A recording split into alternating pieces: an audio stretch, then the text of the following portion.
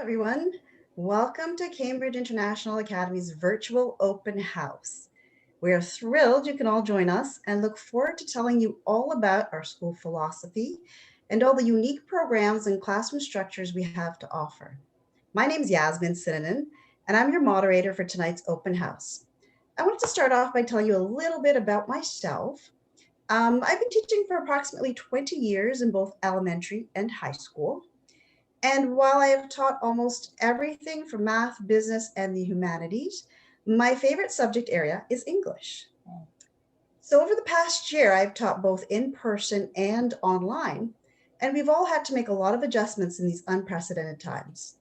We are very cautiously optimistic, though, about opportunities that lie ahead.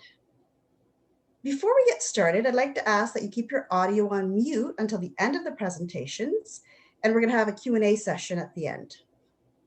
Also, if you can please just make sure that the name that's on your Zoom is the same name that you used to register with us. That'd be great. Okay, so let's go ahead and get started. We're going to start off by taking a look at the panel of speakers we have for this evening's session. Tonight, you'll hear from our principal, Sandra Arf, as well as our school director, Lynn Lin. Three of our teachers, Sumaya, Danielle, and Edwin, will also be speaking to you, as well as Grace, who's one of our administrators in our ever-expanding online program. In terms of the itinerary, the order of events, we'll first hear from Sandra, our school principal, and then move on to the teachers. After that, Samaya will share some really important information about our school community, and then we'll hear a video testimonial from the parent of two students who are currently at the school. Next, there's going to be a presentation from Diana Corrales, who's a guest speaker this evening from Snapology. We're pleased to have recently entered into a partnership with Snapology, and you'll hear a lot more about that.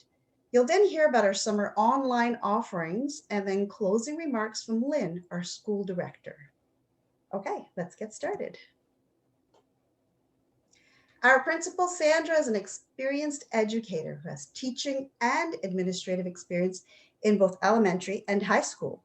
She's a dedicated educator and a well-respected leader in our school community. So on that note, I'd like to introduce our school principal, Sandra Arf.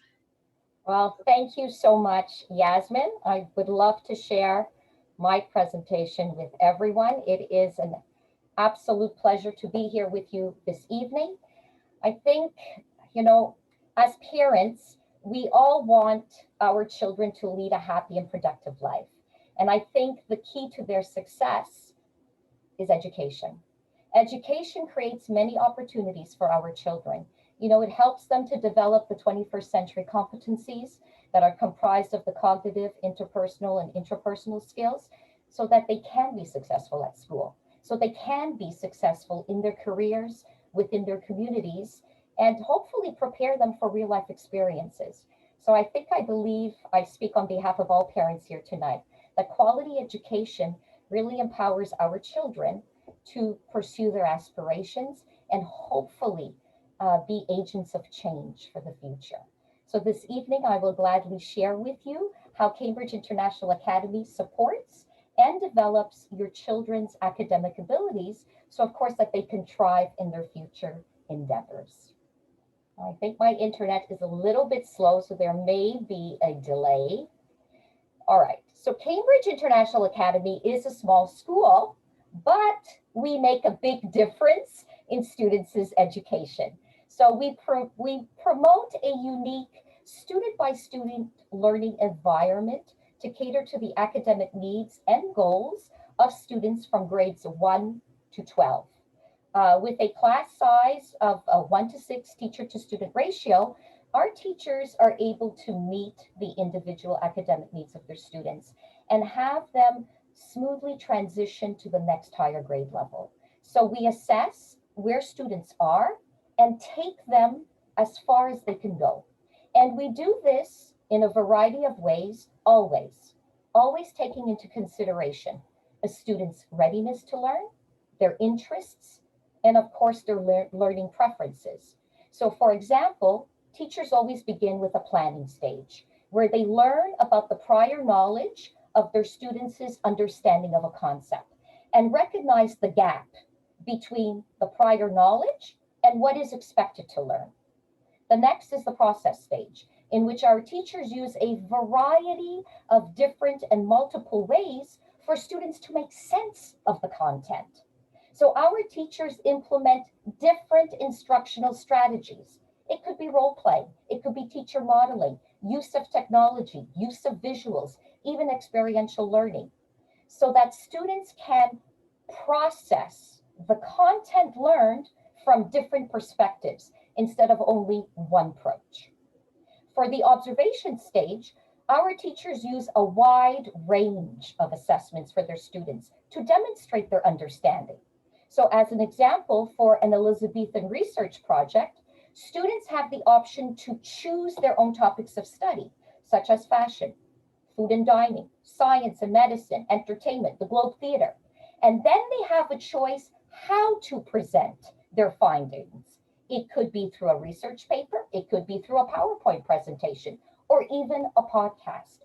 The point is, when assessments are diversified and students are given the choices, learning becomes personal. Learning becomes inclusive. Now, learning becomes engaging for students.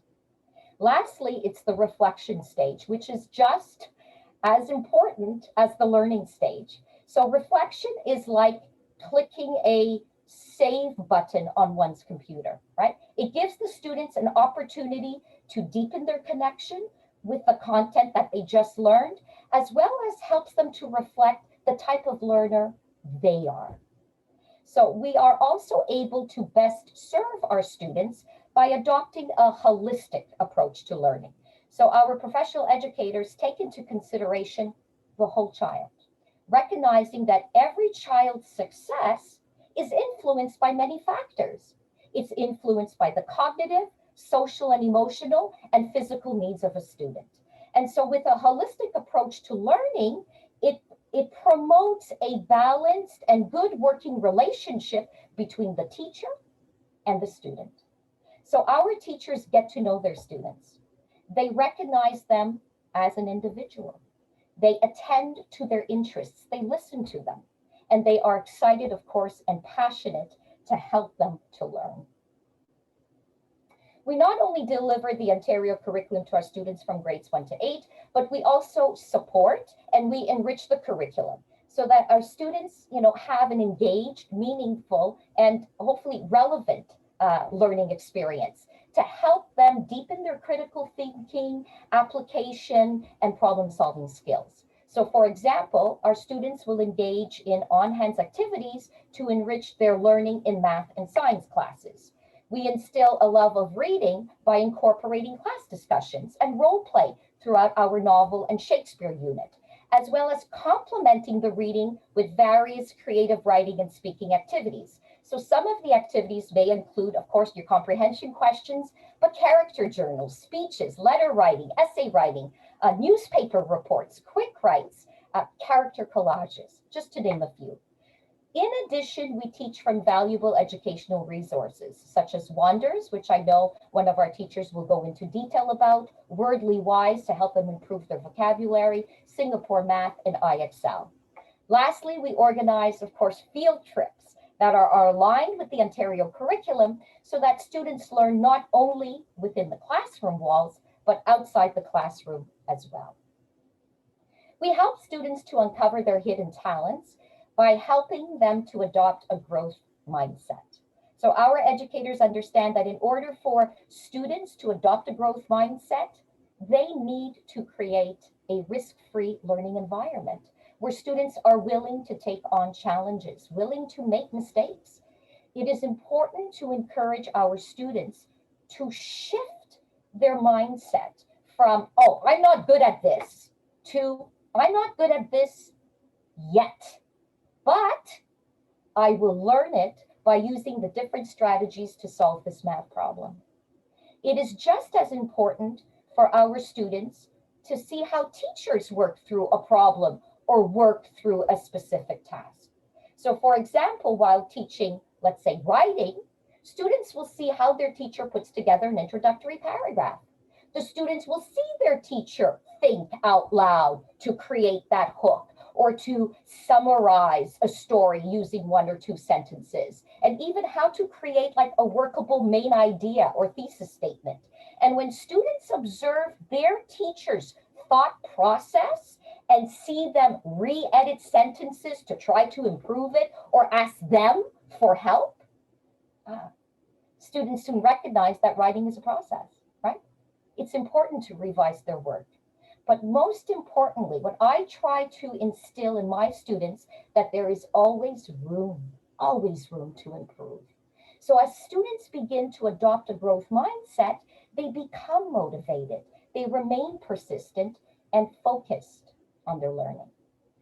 We also take pride in building, relationships, not only with our students, but of course with our families. Our teachers and administrative team communicate frequently and work very closely with parents to ensure that their children remain on track with their academic success. So we regularly communicate with our parents, either through email, texting, phone, WhatsApp. We provide monthly newsletters. We hold scheduled parent meetings throughout the school year, and we are flexible to accommodate informal meetings as well. So it is a priority at Cambridge International Academy that all our students, they feel safe, they feel welcomed, and they are valued at the school. Lastly, we offer a number of engaging school activities to increase our students' school experience so that they can be inspired by lifelong learning. Later in the seminar, I know Sumaya will be sharing more information with you about our extracurricular activities. Learning coding is a new addition to the Ontario curriculum. So students like in grade 1 will learn the basics of coding. So such as the importance of like order or the step-by-step procedures, that computers or robots or cars need in order to operate, right? But then by grade 8, students will learn how to code. So for example, they will learn how to create, let's say, a coin flipper on a program called Scratch to demonstrate probability. So at Cambridge International Academy, we recognize that coding not only helps children to understand and apply math in real world situations, but it also helps them to be creative, right? And to understand the why and how a technology works, which will prepare them for the future. Snapology will be part of Cambridge International Academy's 2021-22 academic program, in which students from grades 1 to 6 will participate weekly in this interactive and hands-on workshop. Our students will explore at their own pace age-appropriate robotics, animation, engineering, math, and even art concepts in hopes that they may consider and pursue careers in the STEM fields. Students in grade 8 who demonstrate academic excellence are qualified and offered to take Reach Ahead credits, which means that students can take up to 3 high school credits ahead of time. So Reach Ahead allows students to prepare and to experience the rigorous workload that is necessary in high school. It prepares students to smoothly transition from elementary to high school and gives them the opportunity to have more choices for the elective courses. Students can take Reach Ahead credits in subjects like geography, math, visual arts, gym, even business technology. So Reach Ahead can potentially reduce the level of stress and anxiety some students may feel going into high school. And lastly, we offer our students to join various competitions throughout the school year. So students have the opportunity to join, let's say, a public speaking contest. This year, I encourage my students to participate in the Speaker's Idol contest. They can also join a short story writing contest. There's one that's quite popular called Kids Write for Kids. And I do have a few students who are participating right now in the Queen's Commonwealth competition. So we also encourage our students to join math contests. I know there's the Math Kangaroo contest, and this contest is for grades, I believe, 1 to 12. And there's the Caribou Math competition, also for students, I believe, from grades 2 to 12. So we offer our students to participate in competitions to have them gain experience to prepare and to work toward a goal in which, they will try their best. And it also helps them to challenge themselves and see competition as a journey. Sometimes it's not about the outcome, right? It's not about the winning, but about the valuable experience they gained while preparing for the competition.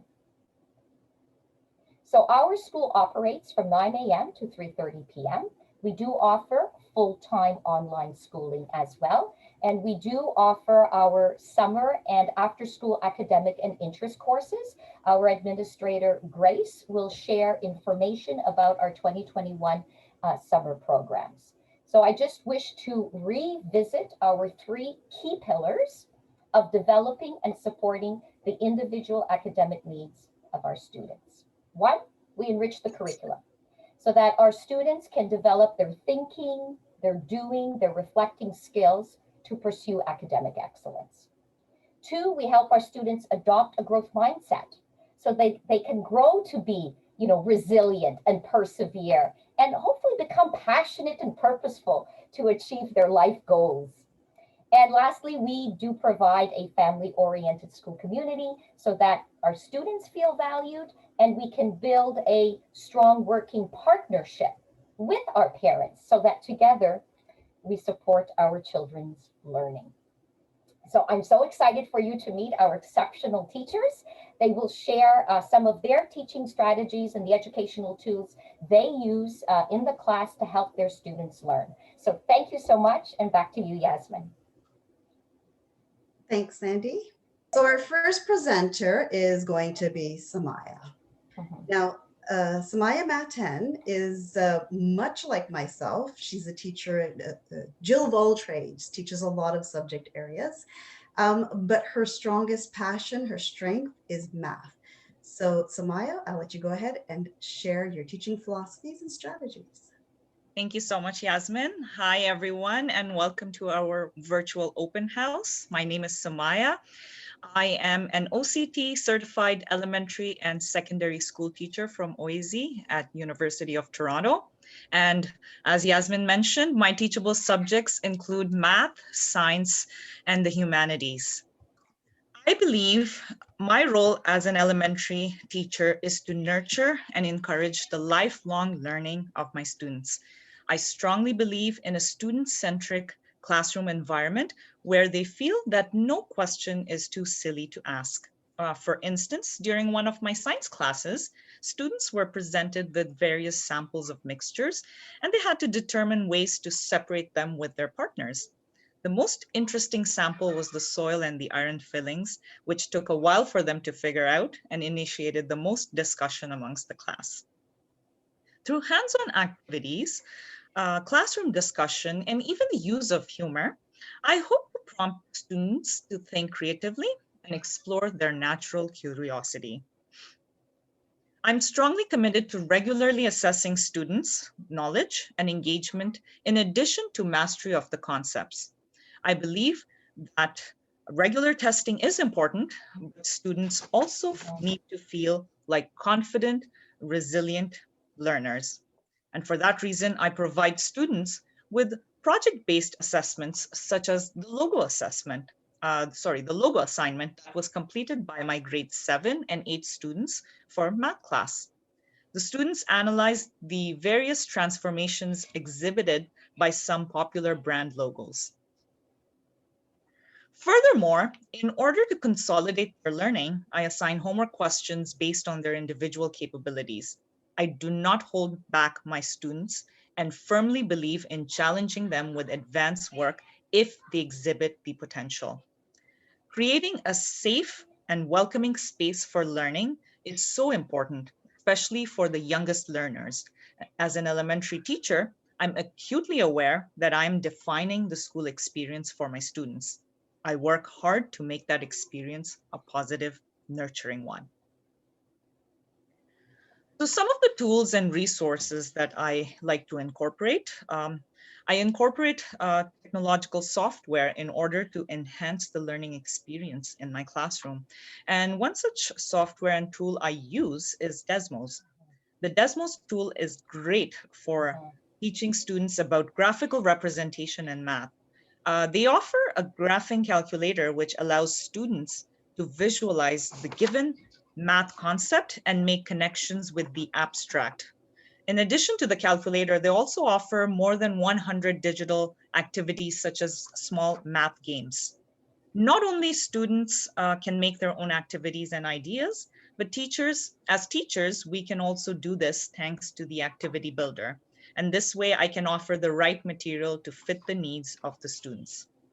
Some other tools that I like to incorporate in my math lessons are educational videos from Khan Academy, Scratch, iExcel, Math Prodigy.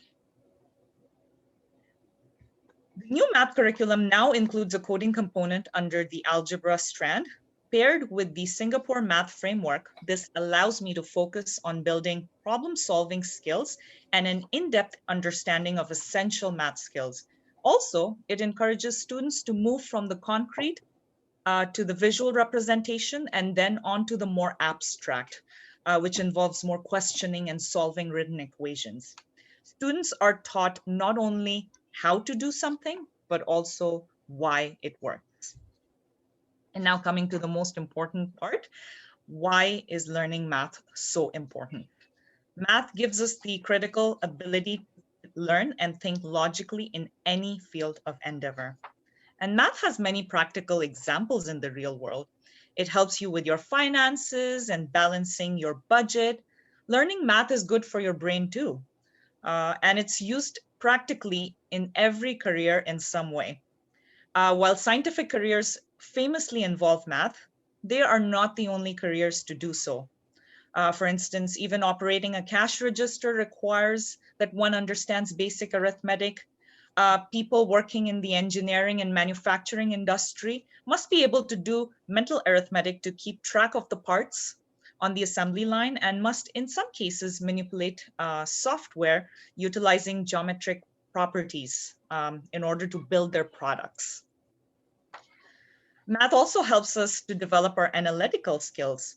If we are able to understand mathematics and arrive at logical solutions, we will be able to prepare our minds when we have real problems. We can look for the best logic, see the best possible solutions, and relate the data we have to reach the conclusion. And that's all from me. Thank you so much for listening. And over to you, Yasmin. Thank you so much, Samaya. Okay, thanks again, Samaya. Next up is Danielle. Danielle has been teaching predominantly online elementary English with Cambridge, although like so many of us, she too has several teachables. Danielle uses interactive and participatory lessons to keep students engaged and learning.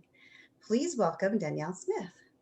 Hi, so I'm Danielle Smith, and welcome to our open house. And as Yasmin has mentioned, I do teach elementary English.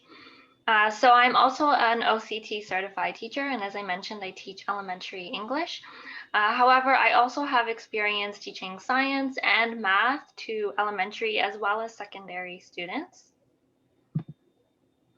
So I love teaching because I'm passionate about inspiring students to learn new things and help them to develop a love of reading and writing.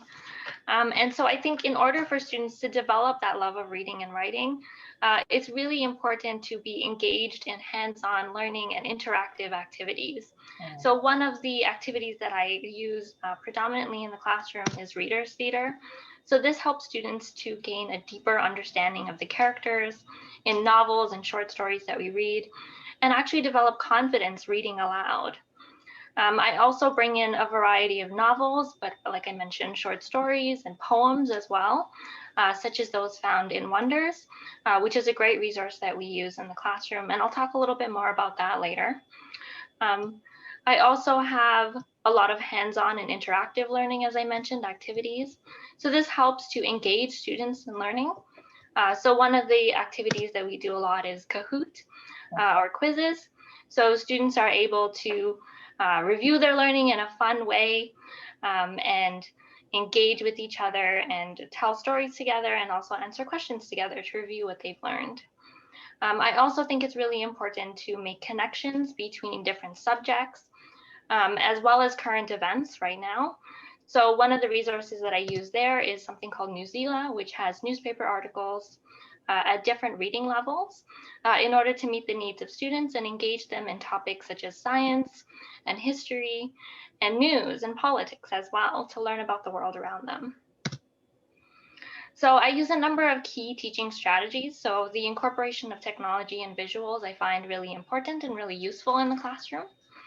I tend to use a lot of different types of media and mediums, such as films, plays, even video clips or short films, just so students get a chance to see and compare differences between mediums, determine which one is more effective, as well as solidify their understanding using these different mediums. I also use varied assessments. So before starting a lesson, I like to determine what students already know about the topics that we're going to be exploring, as well as identify gaps in their learning and possible misconceptions that they might have about those topics as well. And then going forward, I'm able to address those issues and teach them new things, hopefully, and exciting things as well. And so as we learn, I can track their progress through formative assessments to ensure that they're actually engaging in the learning. And then finally, we do summative assessments. And so this is at the end to assess students' understanding of what they've learned. And I think it's important to note here that this is given at a time when students are comfortable and actually enthusiastic about sharing what they've learned. So there's no stress and there's no pressure involved as well. As I mentioned, I like to use a lot of games and interactive activities, especially for elementary students. So we tend to do this during a break in the middle of class or at the end of class. So this helps them to kind of break up the time a little bit, refocus their attention. And typically these games tend to be word games. So they're still learning, they're building their vocabulary, and they're enhancing their grammar as well. I also think it's important to teach to different learning styles, so all students learn differently. And so teaching to those different styles, whether that's visual or auditory or kinesthetic, can help students to help to meet their individual needs and to help create a more positive and inclusive learning experience as well. So here are a couple of different resources that we use in the classroom. So I mentioned Wonders earlier. This is typically used for students in grade 1 to 6. So this features fiction and non-fictional text at different reading levels in order to accommodate students' needs. So I've used this for compare and contrast activities and summarizing activities myself, and it's been very effective and students love it a lot. I also use Wordly Wise. So this is typically used for gifted students, as it is useful for students who wish to do more individual practice, to get additional practice, or to be more challenged. So it has vocabulary lists as well as grammar worksheets. So I'm excited to share with you a little snapshot of one of our lessons, our English classes. So in this video, particularly, we are learning about root words, prefixes, and suffixes. So let me play this clip for you. From things like French, for example. So I think restaurant is an example of a word that comes from French. But anyway, so root words can be used to form new words. So when you add a suffix or a prefix, you form a new word. So root words, these would kind of be some examples of root words, and we'll probably come back to this later. So a prefix, as we mentioned just now, is something that's added to the beginning of a word, right? So you can think of it kind of like a carrot. So this is like the root, and this would be the prefix. So generally, so in this lesson, you can see that the goal is to identify and explain root words as well as prefixes and suffixes. So ultimately, we're getting students to be able to explain new words or unfamiliar words by identifying what they know about suffixes and prefixes. And then, of course, be able to use that in their own writing to write short stories or poems or even informational reports as well. So thank you, and I'll pass that back to Yasmin. Thank you so much, Danielle. Okay, next up we have Edwin. Edwin's on the cutting edge of learning, as you've heard so much about tonight already. He's on the cutting edge of learning with regards to the coding component of the new Ontario elementary math curriculum. Edwin teaches Scratch in his class, and students are constantly learning and creating while developing the much needed algorithmic thinking that's going to help them prepare for the future. Please welcome Edwin Lee. Hope your evenings are going well.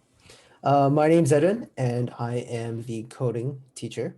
And I'm going to be sharing with you a little bit about what coding class looks like and how I approach coding. So a little bit about me. I am an OCT certified teacher. I am currently pursuing my Master's of Education through University of Toronto. But I also have experience teaching. So I have 5 years of teaching computer science, web development, and robotics, teaching from students from JK all the way to AP computer science. I enjoy computer science. That's why I teach it. I really enjoy solving problems and then being able to create the cool things on the computer. And part of why I like teaching it is because I like seeing my students have those same aha moments, seeing them be able to see that they're capable of solving problems and that they're capable of creating cool things as well. And I try to bring those moments through my teaching. So how I approach teaching, there's a few ideas that encompass them all. First of all, safe space. I try to help students to develop a growth mindset to help them feel safe to take risks such that they can have greater learning. I try to have community-oriented learning, active student-driven learning, and I try to tailor my teaching, the classroom experiences, to their student interests. And you can see these through my teaching strategies. So one key teaching strategy that I use is collaborative learning and participation. Research says that educational experiences that are active, social, contextual, engaging, and student-owned lead to deeper learning. And basically, I want them to contextualize the learning for themselves, as well as being able to share and communicate their learning with others.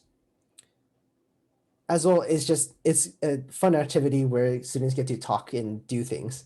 So on screen, you have an example of one of the activities that I did where students were given bad instructions that made no sense or were in the wrong order. And students had to put on their own thinking on the slide why they think it's bad. And so part of this is to reinforce the idea that knowledge doesn't entirely come from me, that it comes from their observation and their participation. Another key teaching strategy I use is pair programming and the use of mini challenges. In keeping with the collaborative spirit, I provide mini programming puzzles that get students to challenge their thinking and feel successful. This is important as mini challenges help them learn the concepts deeply. They're learning to code not because they're told to do it, but they're actively trying to solve the problem. And it gives them opportunities to fail and to think, what should I do when it doesn't work? What's the next step so that I can succeed? In this activity, students were instructed to create a code to draw a shape. And so they were in a pair, Rain and Pargo, and they had to discuss how to write the code and how to translate it to regular English so that people could understand what's happening in that code. And so these two students shared their different strengths in collaboration to create this final product. Through collaboration and through these mini challenges, students gain confidence in their own developing abilities and their successes, and they develop confidence in knowing that they have support of their colleagues, of their peers as well. A final teaching strategy that I use is to have challenging and rewarding large assignments. So these large programs are basically encompassing all that they've learned in fun and meaningful ways. This is important as you want them to get excited about their learning, and they want them to be excited about sharing what they've learned with others. So on screen is an example of when we were learning about variables. Variables being things in memory that can change. And so we were creating a program called Mad Libs. I'm not sure if you know about this funky English thing, but basically they're putting in random words into a story such that they can create silly stories. And so we spent a lot of time actually learning the parts of the speech. We were learning English in computer science class, and so the student was able to break down the code, break down the different instructions, and was able to randomize the different words such that a new story was created every time. And so the student felt successful, felt that they could write so many different stories, and the student was having a blast just laughing at all these silly, crazy stories being created.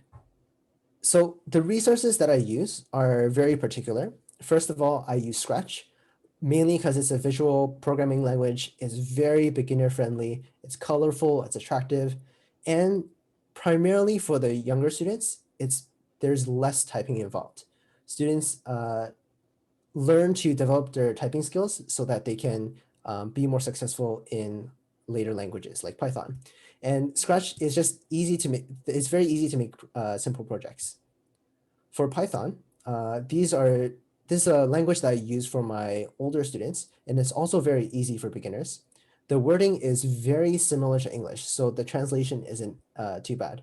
Also, it's very, very powerful. You're capable of using many different libraries to work with AI, to create games, to work with databases.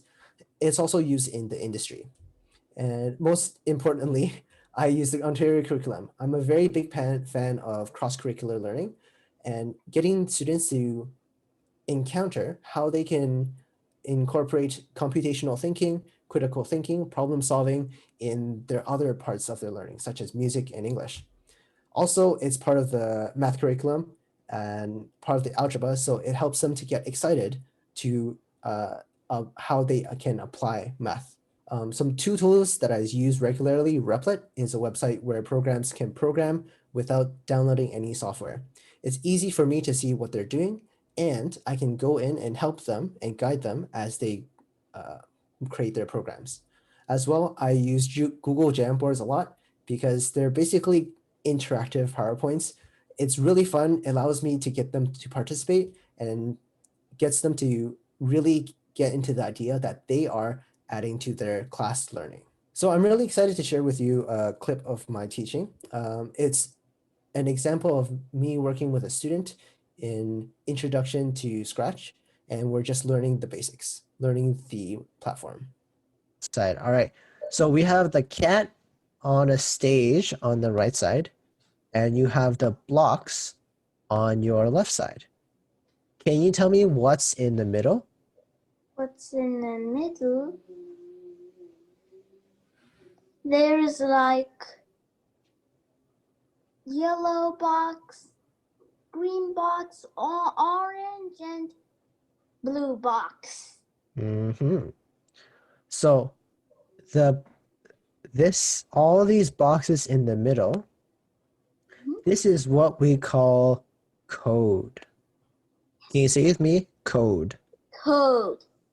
All right, very good. So the purpose of this lesson was to introduce code, what the platform was looking like, and we would be moving on to how to give instructions such that this little cat on the screen would be able to follow the instructions that this student would want.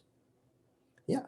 So I hope you were able to get a glimpse of what coding class offers and what it looks like, and a little bit about how I teach.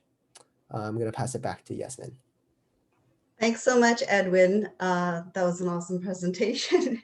And you were getting shout outs before you were even halfway through. So thank you so much, Rose, for that. Let's go ahead and move on.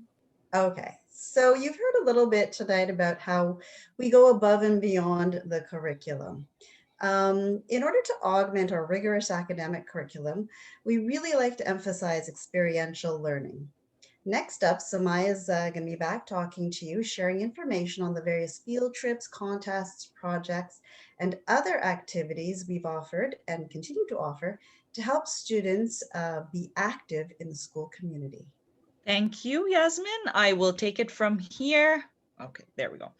As we know, field trip is one of the best tools that we can use to provide every student with real world experiences. Whether that's a trip to the local grocery store, waterfront park, a library, a museum, a theater, a community garden, or a restaurant, each experience that a student participates in contributes to their understanding of the world. Okay, so our class trip over here explored salmon-bearing streams in Peterborough and discovered how salmons are deeply connected to their environment. We were able to explore the surrounding area of sensitive and diverse habitat, which contained the part of the Salmon River as well. We also observed the forest ecology as well as the life cycle of the salmon, and were able to identify the physical features of a salmon stream. The students had an opportunity to reflect on their learning as well. The trips to the farm, zoo, and hiking trail further explored the concepts of habitats and communities, biodiversity and interactions in the environment, and how these changes to these environments can affect animals and their ecosystems. Field trips and hands-on learning make concepts more memorable and further consolidate the concepts taught in class. We took part in several holiday activities as well, such as the Remembrance Day.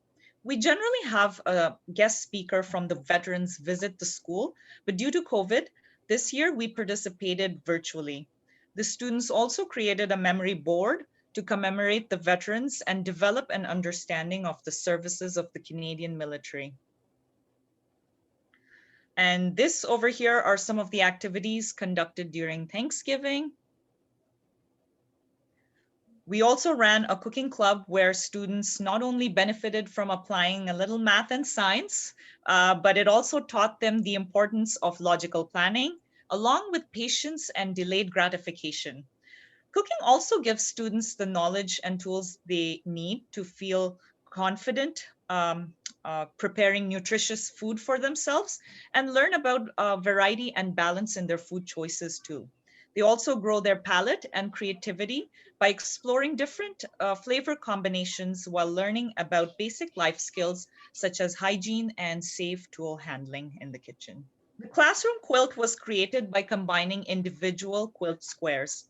The quilt represents both the unique individuals contained in the class and the community of learners the students form when they come together. It is a reminder to students how important it is to accept others when working together and highlights student collaboration and equality as well. And lastly, the trip Vandermeer Nursery focused on the Earth Day movement, which is celebrated on April 22nd. We dedicated the entire month of April on raising awareness about the importance of protecting our planet and taking action. The theme for Earth Day 2021 is Restore Our Earth. And one of their goals is of planting 7.8 billion trees. The aim of the trip was to have students grow their own plants and nurture the young environmentalists in them. Earth Day isn't just on April 22nd, and through this activity, we were actually able to open the door of possibilities for students for how to think about finding solutions to problems they can help solve and make a difference year-round. And so with that, I'd like to conclude that field trips are important because students are able to engage with content in a variety of ways. Concepts are presented through all different media and different modalities. So students who struggle with traditional learning can feel smart and confident. They are able to access the content better when they can learn holistically. When they return to school, the trip that they took can serve as a touch point for an entire unit and further enhance learning. And I will hand it back over to you, Yasmin. Thank you, Samaya. This year has been a little bit of a challenge trying to have field trips during COVID, but the elementary school has done an awesome job. Okay, so you've been listening to us talk about us all evening. But I want to point out that over the years, we've had many, many satisfied parents and students. Hannah, who's a parent of 2 students currently in our elementary division, she has a few things to say about her and her children's experience at school. Hello, I'm here to give you a little review of perhaps your future school. My children are currently in year 7 and year 3 at Cambridge. Um, our expectations for the school, we came across Cambridge basically because it was by fluke, because we had just moved back from the Middle East and our children were attending a British curriculum school, and we were looking for a school to help them integrate back into the school system here and adapt to the changes. So Cambridge definitely met our expectations this way, because we were not feeling really good about anything going on because of the whole COVID thing. So for the kids, it was a huge impact with the teachers and how understanding the teachers are with them, and how willing they are to constantly help and always thriving to push them, and wanting to see them do better, helping them to challenge themselves, helping them to speak up and ask questions. So teachers that are active in their life is so important, and they're active through their communication, text messages, emails. I get weekly newsletters, and this is a huge bonus for us as parents, because we want to know what's going on with our kids. So the environment at Cambridge is probably the best thing about the school for me, because it's close knit, it's tight. um, I can, because everything's so small, I have that flexibility to speak with the teachers when I want. And my daughter goes in for, before school help. So if you make up a schedule with them and you talk to them about what you want, they're always willing to help you out.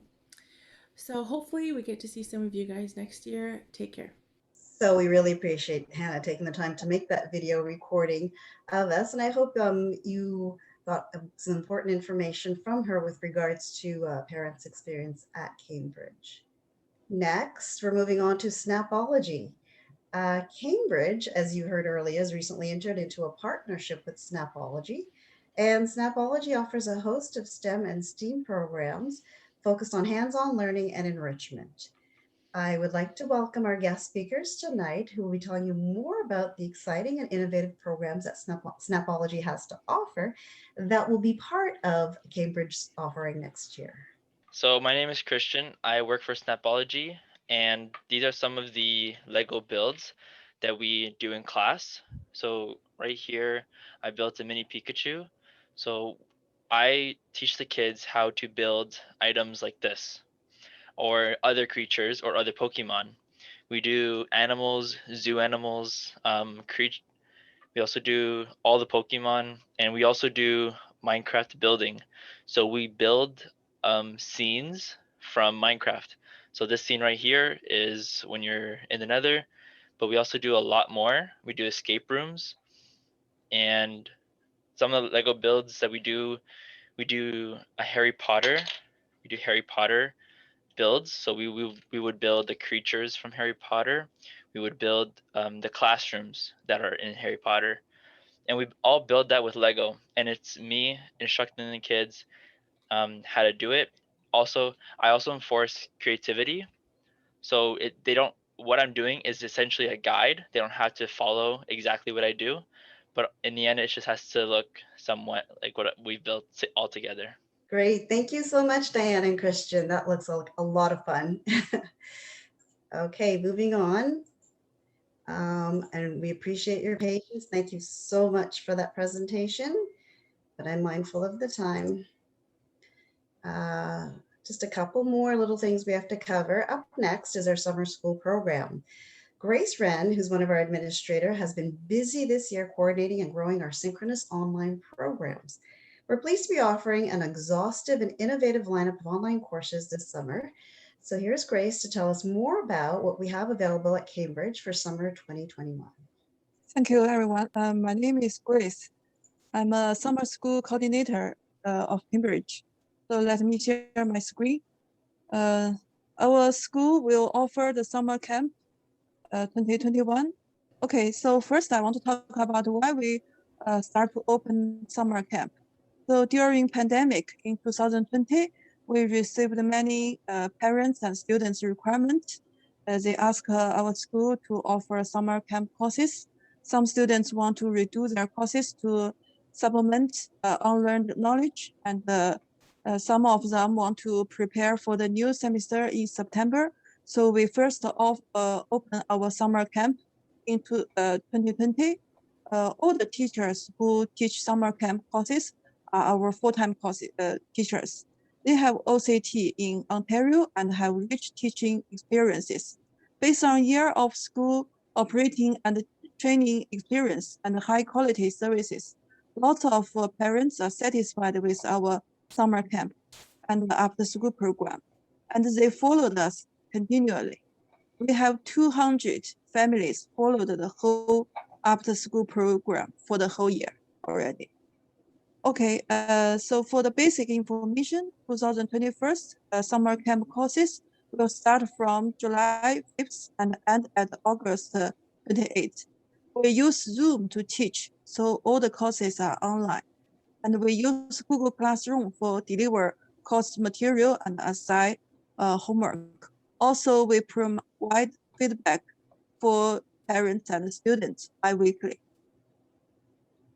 So this year, we provide academic courses for English, Math from grade 1 to grade 12, French from level 1 to level 5, and Science for level 6, for grade 6 and up.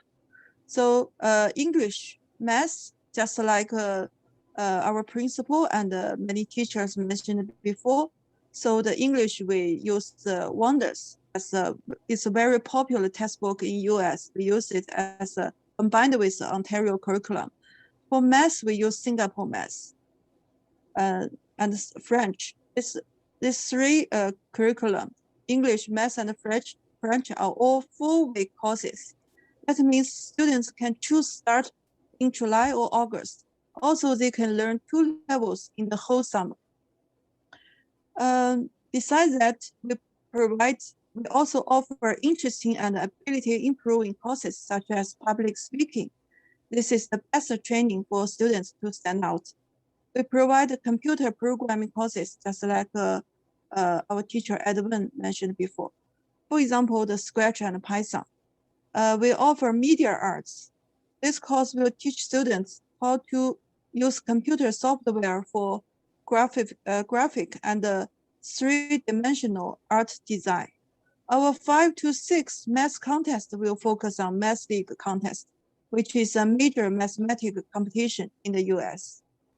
Thank you so much. Thank you. Okay, thanks so much, Grace. And as Grace mentioned, we'll be sharing a link to this presentation. So if you missed that contact information, you'll have it later on. Next, I want to introduce and talk about Lynn. Lynn Lin is the director of our school. Lynn is an educational leader in both Canada and China with many years of experience. Lynn always has her finger on the pulse of changing directions in education and is constantly growing and adapting our school to meet the needs of our school community. Please welcome our director, Lynn, as she shares closing remarks. Yeah, okay. Good evening, everyone. Thank you very much for coming to our school open house. And then tonight, I'm from educational family, and both my parents and were professor in the university. I appreciate it, and then they gave me and the good opportunity, and then the successful in academic learning. As a founder at Cambridge, I would like to do the same way and being successful and like me and to each of the students. Over 15 years running the school, and for the high school students, 100% graduates They are from, the Cambridge. 95% went to the university. 5% went to the college. That's all, very being successful, all the students. I'm proud of them. And for the elementary school, we believe in guiding the students' interest in learning and the the program to be successful in academic learning. So what is the program? For example, math, science, and English. All the teachers already present here. And for the English program, we believe the more reading, the more interesting, and then the better English. That's why we provide, more resources, like the teacher mentioned that, wonder. And then we given the students and the different level, and then give them the different resources. And then they will do more interesting even in the class and after class. And for the math, and we provide more program like Edwin, present the coding, and then like Snapology, and then present Lego. The science and the math not only study and learning, they also play the game. And we get the students and play the game. They are interesting, and they will find out the number and then related science. They will go to the teacher to learn more and to support their game.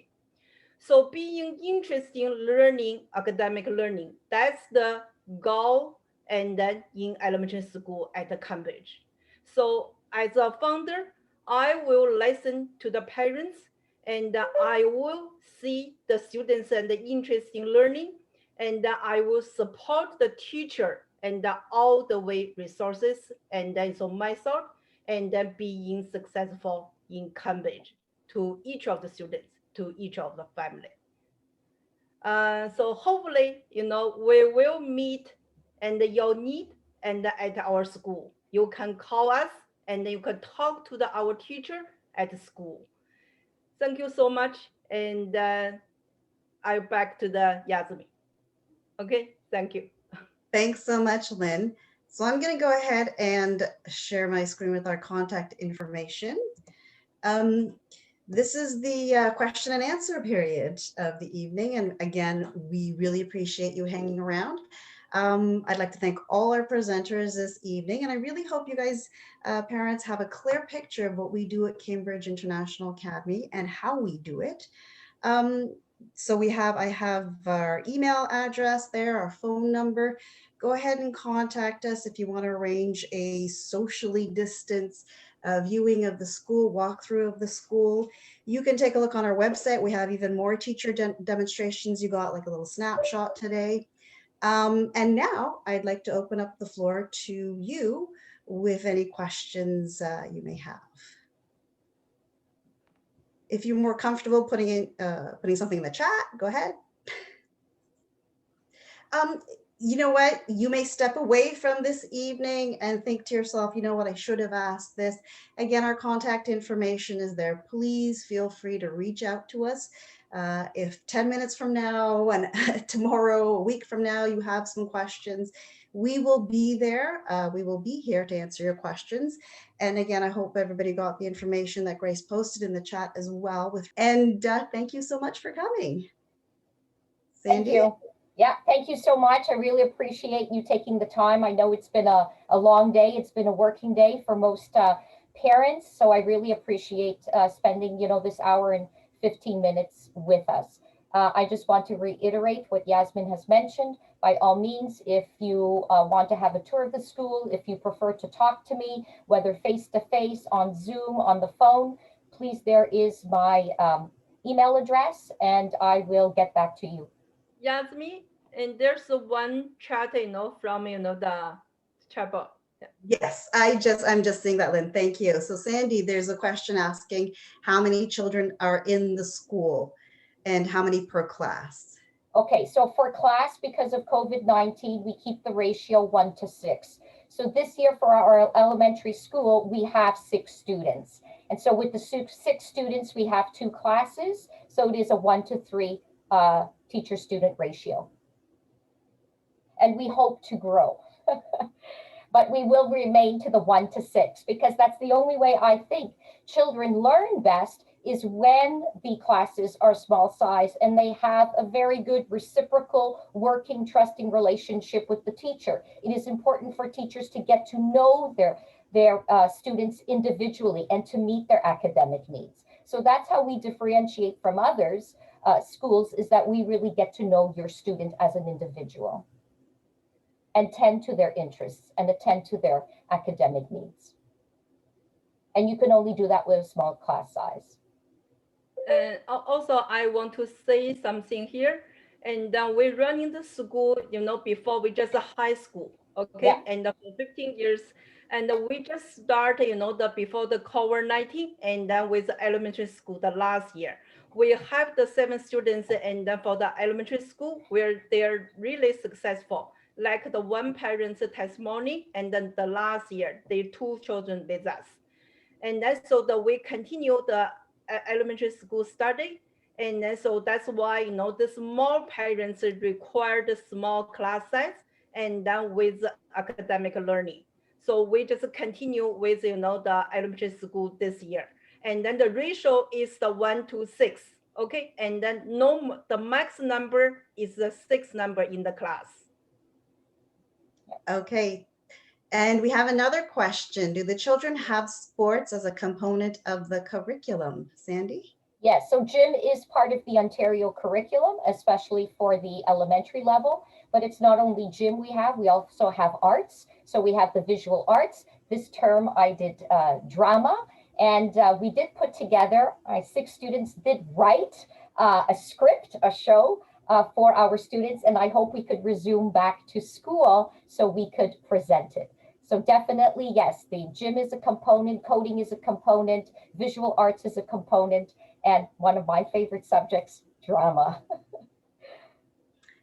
And another question, Sandy, do we have French for elementary students? Yes, we do. We do offer French every day, Monday to Friday for 1 hour.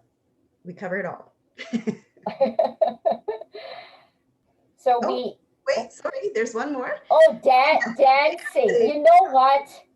I try to introduce dancing to my students and they just weren't ready for it. But yes, dancing, I think, is very important. It's a form of exercise, right? Because what you're doing is you're doing coordination.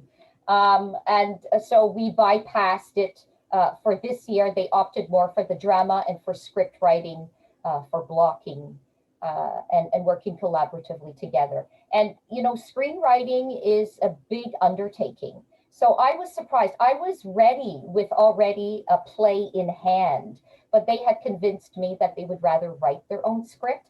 And I didn't want to ruin their enthusiasm. And so allowed them the breath and the possibility and the creativity to do it in class. And so they helped each other. It was actually really wonderful to witness how they collaborated with one another and they created scenes anywhere from 2, I think the most is 6 pages long. And it's about the future, about a time machine and how people in different time areas, well, actually the 2 main characters, they traveled throughout time. So one was a war during World War II and what has happened with those people. Another one is in the Western era. Another one is the pirate era.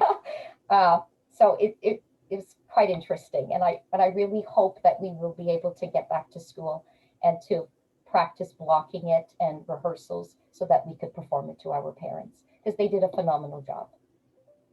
And there's another question about a lunch program. Yeah, so there is lunch. We have a 1 hour break for lunch, but as you detected from our slide that Sumaya gave with the extracurricular activities, we do offer Master Chef classes once a week. It takes place every Monday between 2:30 and 3:30. And I must say, they just love it. They love coming up with what to cook for the month. They love to work collaboratively in creating the recipes and then of course eating it. And then they go around and they pass it all to the students and there's always more and they take it home. So I would say definitely Master Chef is one of the top highlights at the school for extracurricular activities. Everyone looks forward to them. And continuing on with We that. did the catered lunch program. We did have it catered prior to COVID-19, but because of COVID-19 stipulations, we were not able to provide a hot lunch. Yeah. And there's a question about September. Yeah. In September, students can come back to school. What is the school address? 130 Commercial Avenue. And that's in Ajax. It's right at the center of the downtown Ajax. I'm going to go ahead and put the address in the chat. And then coming back to school in September. Yeah, so hopefully, you know, we're a private school, but we still have to follow the strict regulations of the Ministry of Ontario. So unfortunately, even though we are a very, small school, we have a small student population, because everyone else went down, we had to also resume online. But we hope, I'm an optimistic person. I always believe in the glass half full and a half empty. So yes, I believe 99.9% we will actually resume hopefully in May. And if not, I'm thinking the vaccinations, I think most of us will all be vaccinated by then. So we should be able to resume back to in-class learning in September 2021. I just can't fathom why not. And a question about the overall student population. Okay, so prior to COVID-19, we had about 80 students. That's great. As we're going through, everybody's thinking of their questions. And security. Yes, that's a very good question. We do have fobs, so each of our students have fobs, and that's how they enter the building. So it is a secured facility. It's not an open door where random people open the doors and come in. You need a fob to get in. And if you don't have a fob, you need to ring the bell, and our administrator is there. And then she has an opportunity to speak to the person. Yeah. It is not a boarding school for our international students. We do have Homestay Parents. These are renowned people in the community in Durham region, anywhere from Oshawa, Ajax, Whitby, and Pickering. And they are our Homestay Parents, anywhere from principals to nurses. Yeah, very outstanding people within the community, but we don't have boarding. Thank you so much. I really appreciate it. And as I mentioned, by all means, if you have more questions that come to mind, please do not hesitate. Do not hesitate. Contact me. Great. Once again, I'd like to thank everybody for your patience and your time. And I hope everybody wrote down all our contact information. We really look forward to hearing from you all. And Winnie will be following up with you very shortly to get some feedback. And again, any questions, as Sandy said, definitely feel free to contact us. Thank you very much. Thank you so much, everyone. Have a pleasant evening. Good night. Good night. Thank you.